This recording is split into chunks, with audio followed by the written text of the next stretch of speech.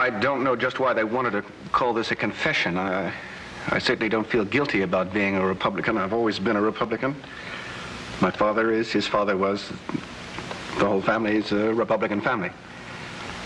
I voted for Dwight Eisenhower the first time I ever voted. I voted for Nixon the last time.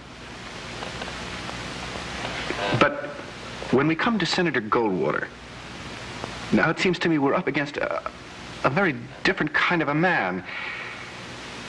This man scares me. Now, maybe I'm wrong. A friend of mine has said to me, listen, just because a man sounds a little irresponsible during a campaign doesn't mean he's going to act irresponsibly. You know that theory, that the White House makes the man. I don't buy that. You know what I think makes a president? I mean, aside from his judgment, his experience, are the men behind him, his advisors, the cabinet.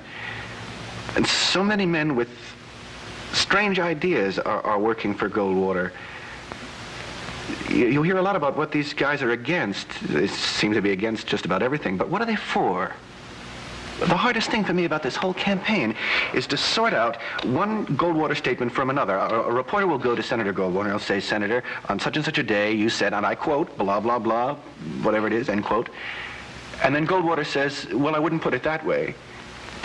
I can't follow that. Was he serious when he did put it that way? Is he serious when he says he wouldn't put it that way? I just don't get it. A president ought to mean what he says.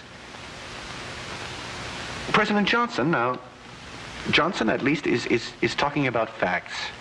He says, look, we got the tax cut bill, and because of that you get to carry home X number of dollars more every payday. We got the nuclear test ban, and because of that there's X% less radioactivity in the food. But Goldwater,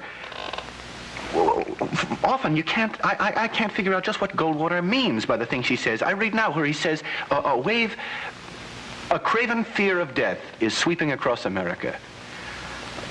What is that supposed to mean? If he means that people don't want to fight a nuclear war, he's right. I don't. When I read some of these things that Goldwater says about total victory, I get a little worried, you know? I wish I was as sure that Goldwater is against war as I am that he's against some of these other things. I wish I could believe that he has the imagination to be able to just shut his eyes and picture what this country would look like after a nuclear war.